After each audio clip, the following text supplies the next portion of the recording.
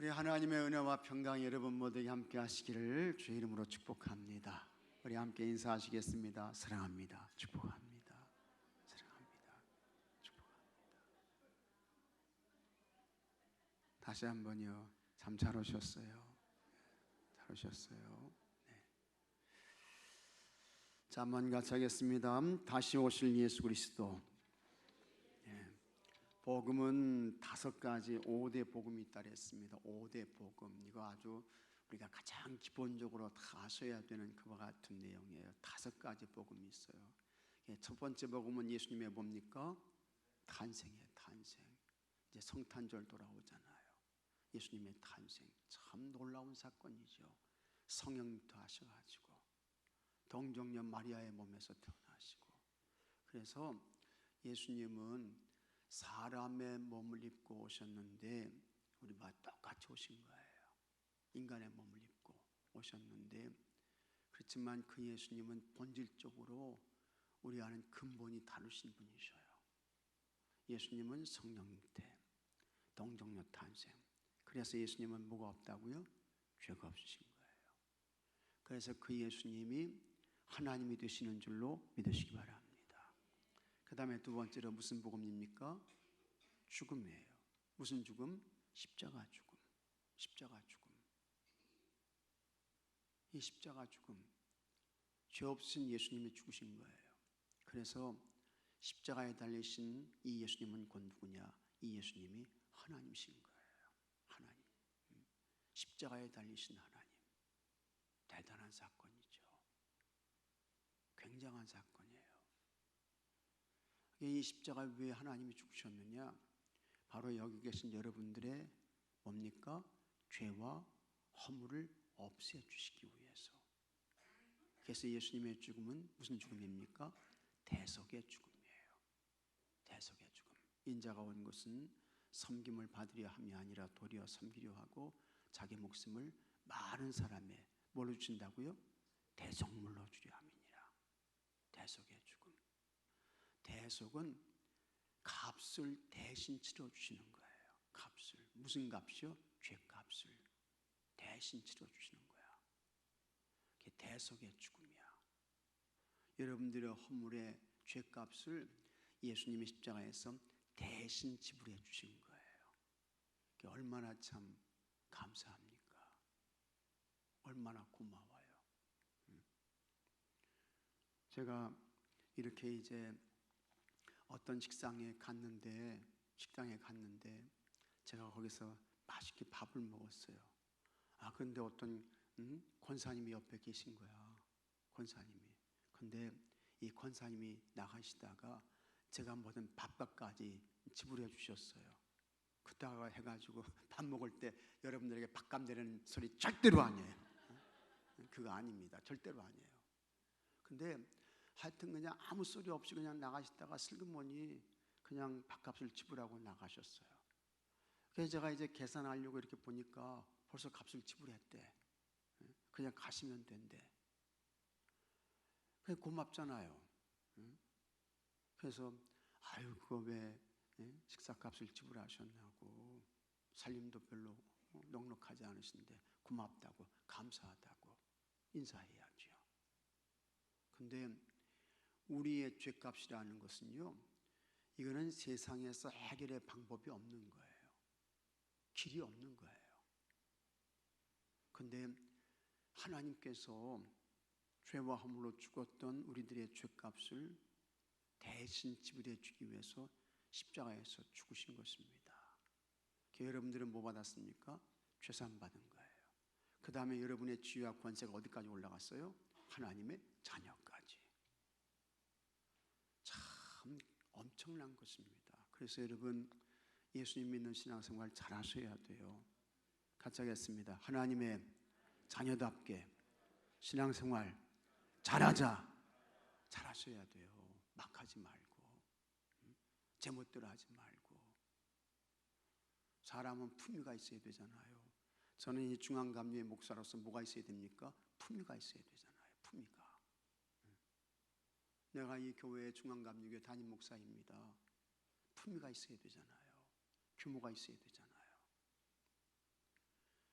그래서 사람은 그렇게 품위가 있고 규모가 있어야 된다고요. 근데 여러분들이 누구십니까? 그 존귀하고 높으신 하나님의 자녀야. 하나님의 아들이고 하나님의 딸이에요. 얼마나 영적인 품위가 대단한 거예요, 여러분. 지위와 권세가 얼마나 굉장한 거예요. 그런데 이렇게 보게 되면 그런 품위가 없으신 분들이 있어. 그 하나님의 자녀의 품위에 맞는 그와 같은 삶을 사셔야 되는데 그렇지 못한 분들이 많다고요. 예배 생활도 잘 안 하시고 주일날 예배도 잘 안 드리시고 말이죠. 기도 생활도 제대로 안 하시고 말이죠. 이게 품위가 없는 거야. 하나님이 기뻐하시지 않습니다. 제가 여러분이 중앙감리교회 담임 목사로서의 품위를 잃어보세요.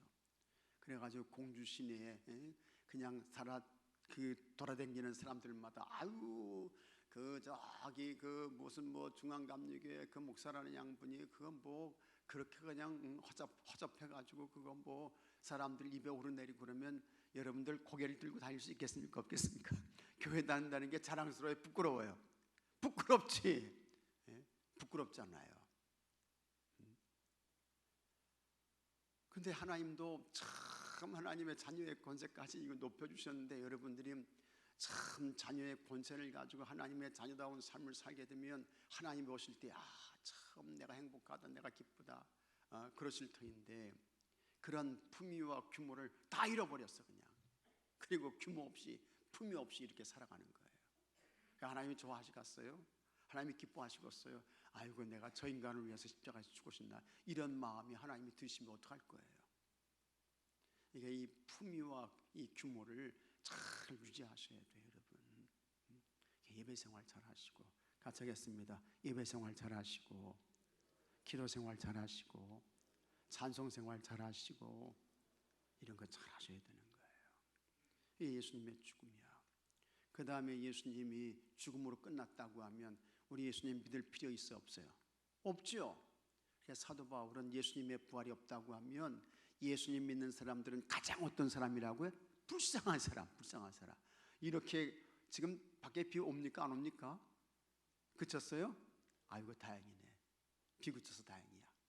비라도 축축하게 내리면 다 여러분 비는 오지 날은 차갑지. 그런데 이런 날 참 교회 오기가 썰렁하잖아요. 그런데도 이렇게 교회 오신 거 보면 참 너무 감사해요. 고마워요. 근데 이게 무엇 때문에 그렇습니까? 예수님의 부활 때문에 그런 거예요. 예수님의 부활 때문에. 예수님의 부활이 없다고 하면요 교회 올 필요가 없어요. 예수님 믿을 필요가 없어요. 집에서 그냥 따뜻한 전기장판 틀어놓고 거기 물 속에 들어가 계셔야 돼요. 예수님 부활 없다고 하면요. 근데 예수님이 죽음을 이기시고 부활하셨잖아요. 그 다음에 예수님은 어떻게 하셨습니까? 승천하시죠. 승천. 하늘로 승천하시는 거예요. 그래서 예수님께서 어디에 계시다고요? 하나님 보좌 우편에 계시다는 거예요. 하나님 보좌 우편에 계시다는 것은 뭐냐? 예수님께서 이제는 인간의 구속을 위해서 더 이상 어떠한 하실 일이 없다라고 하는 것입니다. 다만 예수님은 하나님 보좌 우편에서 애타는 마음으로 우리를 위해서 뭐 하신다고요? 중보의 기도를 하시는 거예요. 감사한 거죠. 이게 네 가지 복음이야. 예수님의 탄생, 죽음, 부활, 승천. 그 다음에 마지막 한 가지 더 복음이 남았어요. 마지막 복음이 뭡니까? 무슨 복음이라고요? 재림 복음이야. 재림 복음. 오늘 말씀의 내용이 다시 오실 예수 그리스도 재림에 대한 그와 같은 말씀인 것입니다. 예수님의 탄생과 죽음과 부활과 승천의 복음은 이미 벌써 어떻게 해요? 성취됐어요. 완성됐어요. 그런데 아직 남은 한 가지 복음이 있어요. 그게 뭡니까? 예수님 재림의 복음이야. 그런데 이 재림의 복음이 아주 중요합니다. 이 재림의 복음이 우리를 기대의 사람이 되게 하는 거예요.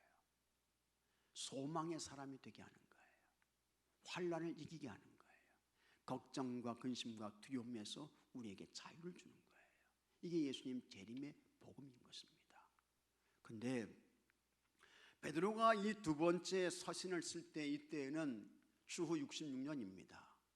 첫 번째 이 베드로 전서는 64년에 기록한 거예요. 그러다가 한 2년 정도 지나가지고 주후 66년에 다시 두 번째 베드로 전서를 써서 보내게 되는데, 첫 번째 시기는 네로의 아주 강력한 박해가 있었던 시기예요. 그래서 성도들이 흩어지죠. 박해를 피해서 흩어지는 거야. 이들에게 가장 필요한 것은 뭡니까? 참는 거예요. 견디는 거예요. 인내하는 거예요. 박해의 상황을 견뎌야 되잖아요. 믿음 떠나지 말고, 예수님 잃어버리지 말고. 그래서 베드로가 그 성도들에게, 자, 여러분 좀 참으셔야 됩니다. 견디셔야 됩니다. 인내해야 됩니다. 박해는 동굴이 아닙니다. 박해는 터널입니다. 조금 있으면 광명한 세계가 다가옵니다. 그걸 이야기하고 있는 거예요. 그러다가 이제 또 한 가지의 문제가 생기게 되는데, 이거는 내부의 문제예요. 박해는 외부의 문제야. 박해의 세력들이 교회 성도들을 핍박해가지고 예수님 못 믿게 하고 교회 떠나게 하는 거예요. 외부의 세력들이, 그것이 구체적으로 뭡니까? 로마라고 하는, 그리고 더 구체적으로 말하면 로마 황제 네로가, 이렇게 나오는 거예요. 근데 또 하나의 내부의 적이 있게 되는 거예요. 그게 누굽니까? 거짓 선지자들이에요. 소위 말하는 이단의 사람들이에요. 이 베드로 후서를 기록할 때에 이단의 세력들은 뭡니까? 예수님의 재림은 없다. 봐라, 예수님 재림이 온다고 하는데 예수님이 언제 재림이 오냐?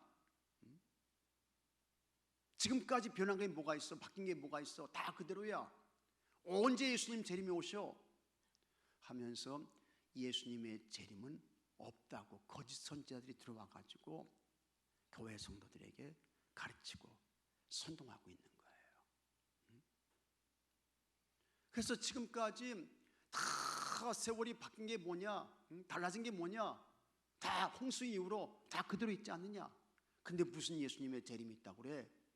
해가지고 이 거짓 선지자들이 들어와가지고 교회의 성도들을 막 미혹하고 흔들어대면서 세상으로 가게 하고 믿음에서 떠나게 하고 육신의 자리로 가게 하고, 그래서 이렇게 되는 거예요. 이때에 이 베드로가 무슨 소리냐? 예수님의 재림은 틀림없이 하나님의 정하신 때 있게 된다. 그 때와 시기는 하나님만 하신다. 근데 그날은 도적같이 오시오. 예수님의 재림이 왜 지연되고 있는 줄 아느냐? 하나님은 모든 사람이 구원받기를 지금도 참고 인내하며 기다리고 계신 거다. 이렇게 이야기를 하는 거예요. 그러면서 하나님의 시간과 세상의 시간은 달라. 하나님께는 1000년이 얼마라고요? 하루 같고, 그 다음에 하루가 얼마예요? 1000년 같고. 이게 하나님의 시간이야. 이렇게 말씀하고 있는 거예요. 그러니까 여러분, 성경대로 하게 되면요, 예수님이 2000년 전에 이 세상에 오셨잖아요. 하나님 입장에서는 며칠 지난 거예요? 이틀 지난 거야. 영원하신 하나님 입장에서는요. 우리는 2000년의 시간이 지났지만 하나님께서 보실 때는 이틀밖에 안 지난 거예요. 이틀. 영원하신 하나님의 그 관점에서 보게 되면, 하나님의 개념은 그렇다 그 말이에요. 그래서 하나님이 정하신 때에 반드시 하나님의 재림이 있게 된다. 그걸 이제 이 베드로가 말씀하고 있는 것이고, 이와 같은, 같이 하겠습니다. 재림의 확실성입니다. 예수님 재림의 확실성을 가져야 할 줄로 믿으시기 바랍니다. 예수님 재림의 확실성, 그 확신을 가져야 된다 그 말이에요. 그와 같은 예수님 재림에 대한 확실성을 가지고 거룩한 행실과 경건으로 살아라. 베드로가 그걸 권면하고 있는 것입니다. 거룩한 행실과 경건으로 살아 말씀하고 있는 거예요. 그래서 여기 이제 이런 말씀이 나오잖아요. 베드로후서 3장 10절 말씀 보게 되면, 자, 3장 10절 말씀 한번 같이 읽어보겠습니다. 그러나 주의 날이 도둑같이 오리니 그 날에는 하늘이 큰 소리로 떠나가고 물질이 뜨거운 불에 풀어지고 땅과 그 중에 있는 모든 일이 드러나리로다 하면서 예수님께서 주의 날이 어떻게 온다고요? 도둑같이 온다. 이 주의 날은 뭡니까? 예수님 재림의 날이야. 근데 이 날이 도둑같이 온다는 거예요. 그때에는 하늘이 큰 소리로 떠나가고 물질이 뜨거운 불에 풀어지고 무서운 일이 나게 된다는 거예요. 자, 이와 같은 예수님의 재림의 확실성을 가지고 어떻게 살아야 되느냐? 11절 말씀 읽어보겠습니다. 이 모든 것이 이렇게 풀어지리니 너희가 어떠한 사람이 되어야 마땅하냐? 거룩한 행실과 경건함으로. 같이 하겠습니다. 거룩한 행실과 경건함으로. 여기 거룩한 행실은 뭡니까? 예수님 잘 믿어라. 신앙생활 잘해라. 교회생활 잘해. 그게 거룩한 행실이죠. 그 다음에 경건함으로 하나님 앞에서 하나님의 자녀로 잘 살아야 된다. 그걸 말씀하고 있는 거예요. 예수님 재림의 확실성을 가지고 여러분들도 다 예수님 재림의 확신에 거하시는 여러분들이 되시기를 주의 이름으로 축복합니다. 여러분이 살아있을 때에 예수님 재림이 오시면 좋죠. 좋아요. 우리가 살아있을 때 예수님 재림이 오시면 그때 무슨 일이 일어나느냐? 여러분들은 다 재림이 오시는 예수님을 맞이하기 위해서 공중으로 어떻게 해요? 들림받아요. 들림받는다고요. 살아있는 사람들은.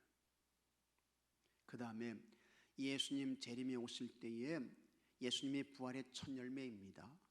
그래서 예수님 안에서 죽음을 맞은 사람들에게는 그들에게 뭐가 있게 됩니까? 부활이 있게 되는 거예요. 부활이. 그때의 부활이 있게 되는 거예요. 그리고 그 부활 때에 나오는 몸은 어떤 몸입니까? 강한 몸이야.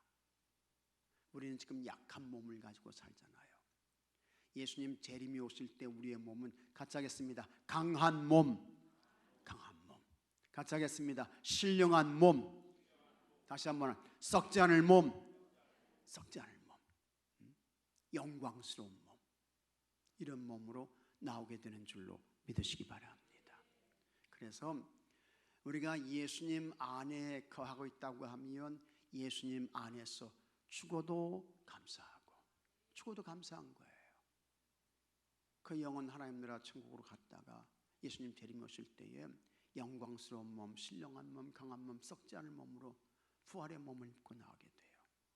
그 다음에 살아있을 때에 예수님 재림이 오시게 되면 여러분 다 그 예수님을 뵙기 위해서 공중으로 들림받게 되는 줄로 믿으시기 바랍니다. 하나님이 다 여러분을 끌어올려 주셔요. 그게 성도가 받는 영광이야.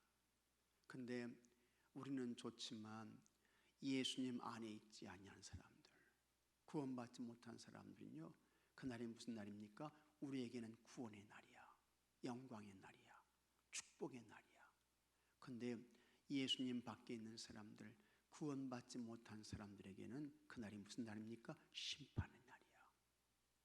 멸망의 날이야. 저주의 날이야. 영원한 불로 떨어지는 날이야. 이게 갈라지게 되는 거예요. 이게 나눠지게 되는 거예요. 그래서 우리가 기도해야죠. 전도해야죠. 복음 전해야죠.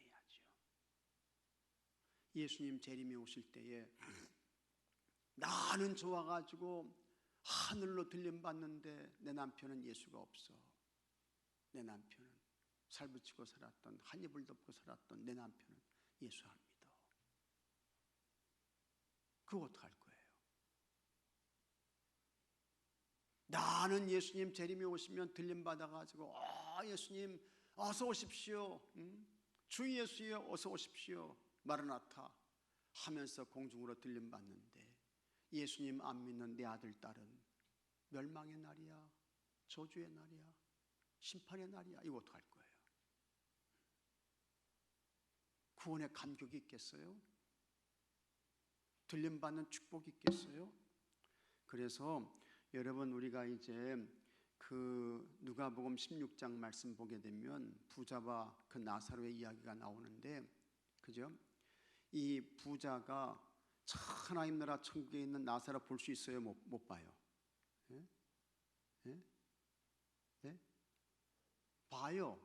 근데 이 나사로는 이 불못에 있는 저 부자를 못 봐.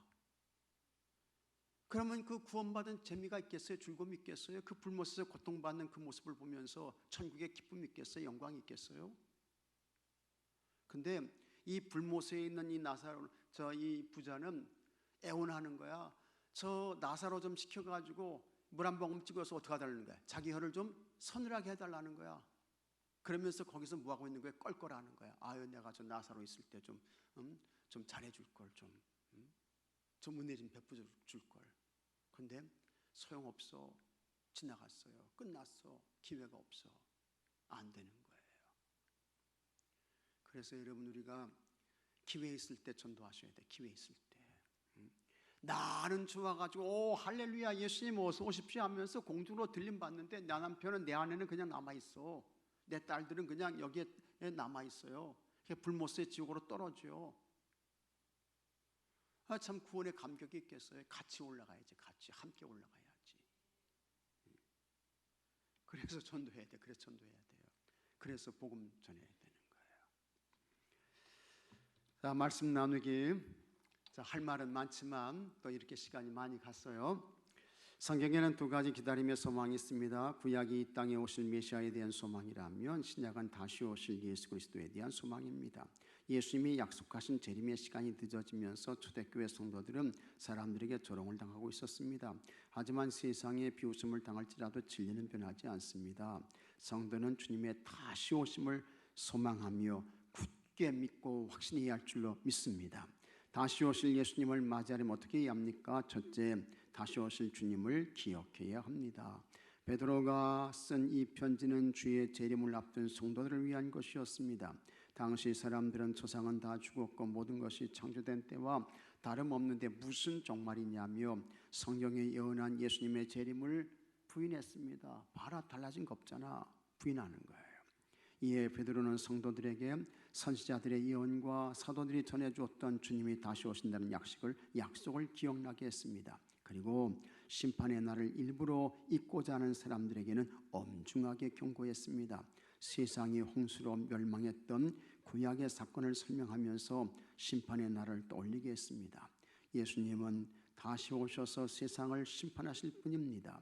성도는 주님의 재림을 기억하면서 베드로의 경고가 하나님의 명령임을 깨달아 심판과 멸망에서 구원받아야 합니다. 둘째, 회개해야 합니다. 예수님의 재림 약속이 더디다고 생각하는 성도들에게 베드로는 실망하지 말라며 위로했습니다.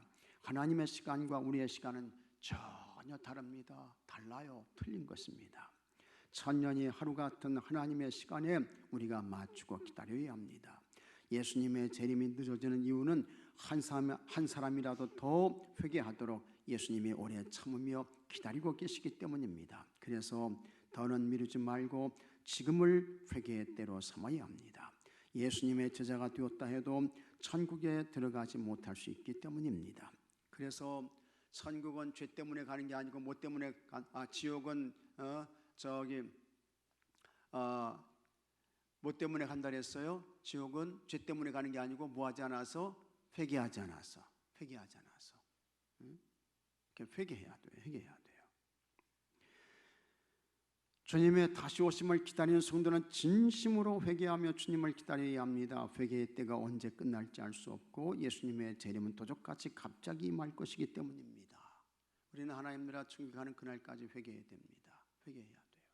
우리의 본질적인 죄의 문제는 해결받았지만 그러나 살면서 우리가 얼마나 많은 죄를 범하는지 몰라요.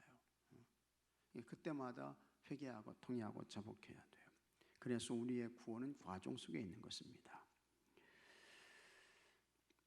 예수님이 오시면 숨겨졌던 모든 죄가 드러납니다. 항상 깨어 회개하며 주님의 재림을 준비하는 성도는 큰 기쁨 속에서 다시 오신 주님을 만날 수 있습니다. 셋째, 사모해야 합니다. 베드로는 주님의 재림을 앞둔 성도들에게 어떻게 살아야 하는지 물었습니다. 그러면서 회개하는 성도답게 같이 하겠습니다. 거룩하고 경건한 생활을 하고 거룩하고 경건한 생활을 해라. 그 다음에 하나님의 날을 같이 하겠습니다. 간절히 사모하며